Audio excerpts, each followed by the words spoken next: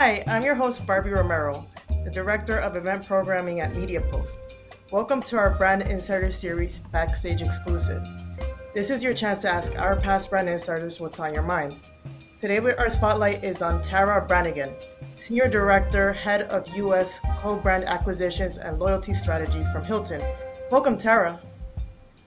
Hi, Barbie. Thanks for having me. Yeah, thanks for coming on the show. I have a lot of great memories at Hilton, so I was like, let's try to get you on and get our LinkedIn followers and also other brand insiders to ask you some great questions. And the first question we have here, actually, you partnered with a lot of my favorite brands, so I selfishly put this one in. So you launched partnerships with Peloton, Calm, and AutoCamp. How do you decide which brands to partner with? Peloton was such a great partnership you guys did. You could just ride the bike when you're at the hotel. It's such a great partnership. Oh, I love that. I love that you have great memories too about our stays. It means we're doing our job right, and just glad to hear that. I have really enjoyed being able to be in a role working on partnerships, and the way I approach them and the way we approach them as a company is simple. Just make sure that you have what you're trying to achieve in mind. I think it's sometimes exciting if you have a brand that you're personally have an affinity towards wanting to work with them, but taking a step back and thinking about, first of all, who is your customer at the company, the brand you're working for. And this partnership really should be for them and answering a need that they have.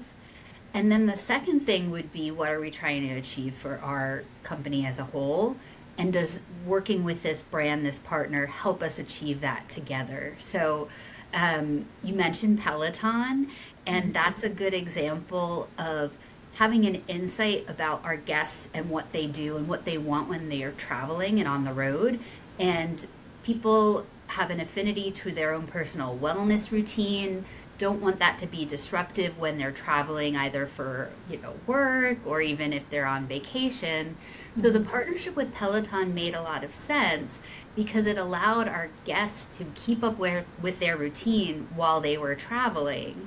The other thing that was really great about that is we had the widest network of Pelotons across all of our competition. So the guests could have confidence that no matter where they went, they would find a Peloton.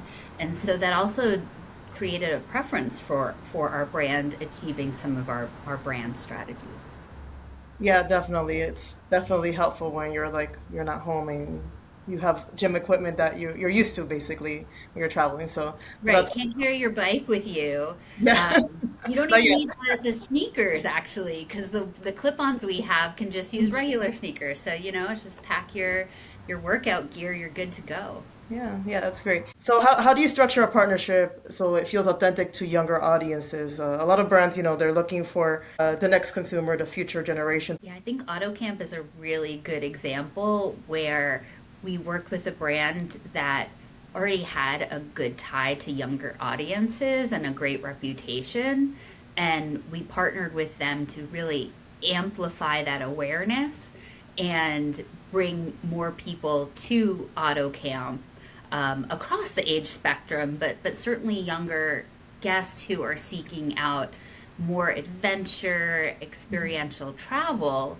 And so maybe they know of Hilton because that's where they stayed when they were traveling with family growing up, but they look at our brands and they're looking for something that is experience oriented and didn't see anything that we currently offered. So it's a great partnership that allows people who know our brand and trust our brand but are seeking some new ways of traveling to be able to do that. And we did that in an authentic way with the younger audience because it's tapping again into the insight of what they want when they travel and where they're looking to travel, and then partnering with a brand who understands that space, understands that guest, and then coming into market with AutoCamp, knowing where younger consumers are, how they're deciding and where they're finding information about where to travel. So we went a very social first approach with them and created a lot of more social oriented content,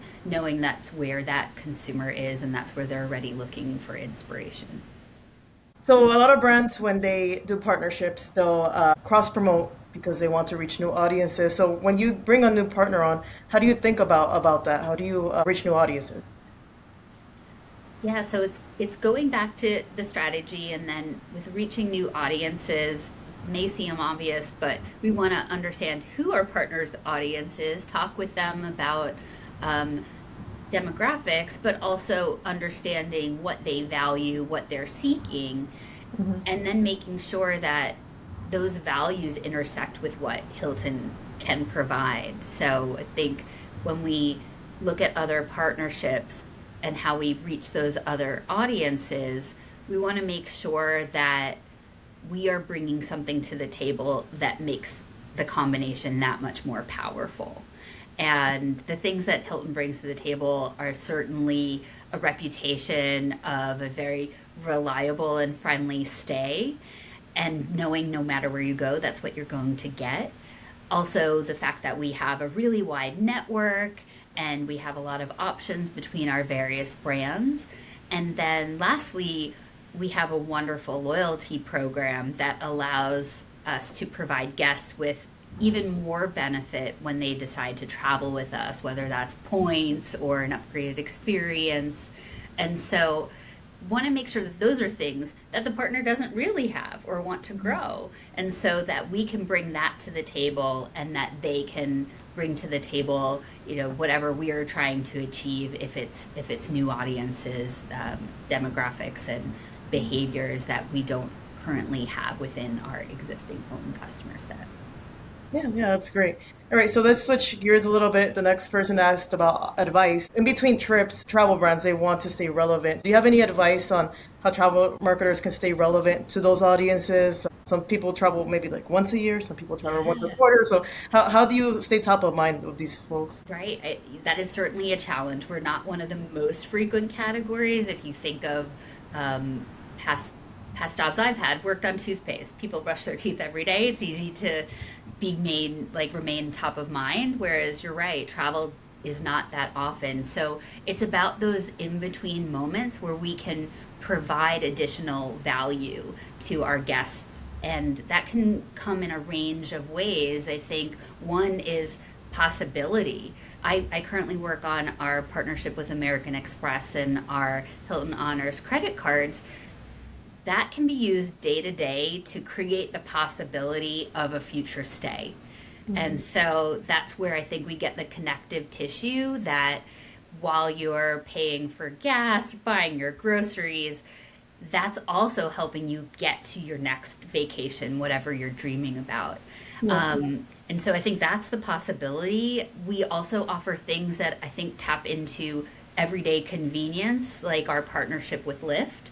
And you can get points towards your next vacation when you're booking travel and trips with Lyft, which that's a more frequent behavior. And then the other thing is providing access between those trips. And we have Hilton Honors experiences that you can bid points for a variety of things: concerts, F1, culinary events, and lessons. And so that's another way to continue to provide value and have a relationship with guests in between those stay moments. Yeah, definitely. And then the next one is, if you could change one thing about how companies think about loyalty, what would it be? That's a good one. And loyalty is tough because I think initially you think, well, loyalty has to be something where it's providing monetary value.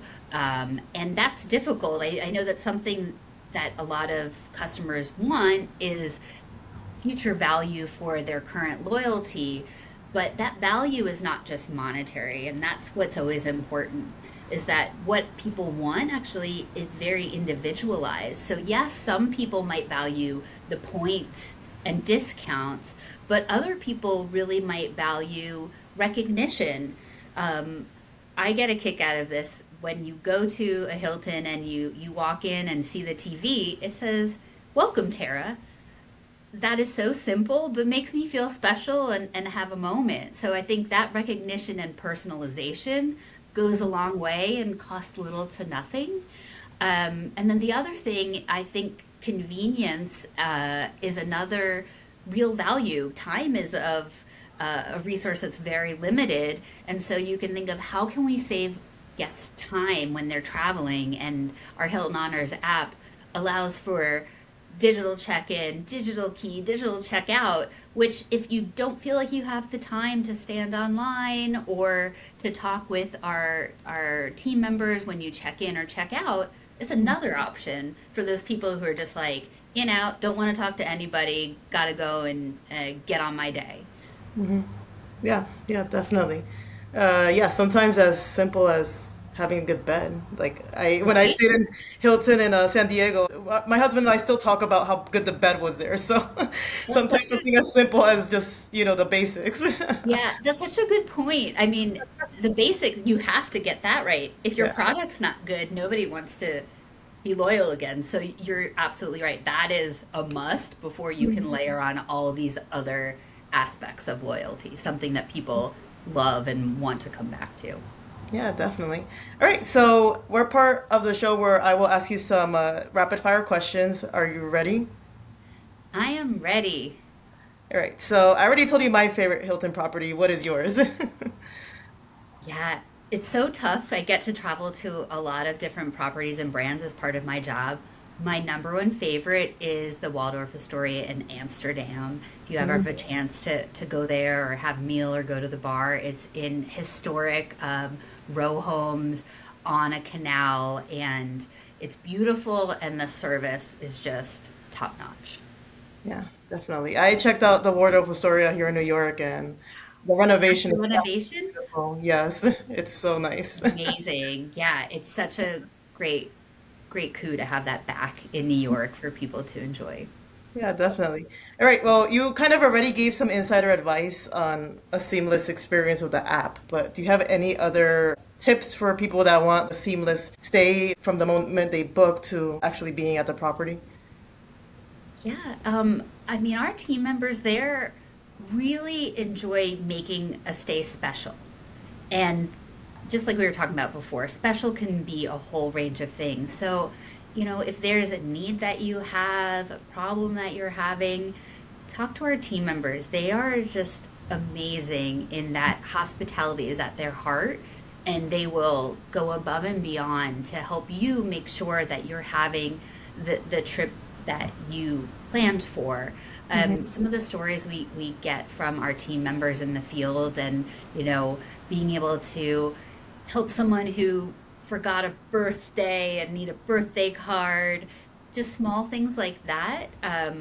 That's why hospitality is so amazing in this digital environment, that human connection is there and is still so important. Yeah, yeah, definitely.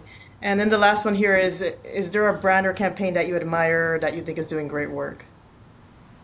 Yes, and it's super timely. I don't know whether to call it a campaign or an uncampaign, but what Levi's has done with the World Cup, um, and really harnessing on the moment and the fact that they can't have their brand on the stadium with the World Cup and they're not an official partner.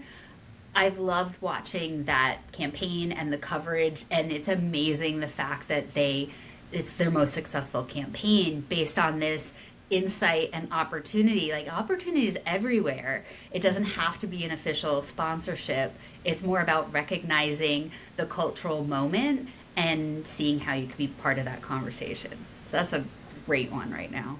Yeah, definitely. I did not know that FIFA did that with the stadium names that they actually block it off and then they go with Right? little tape and put it on every single.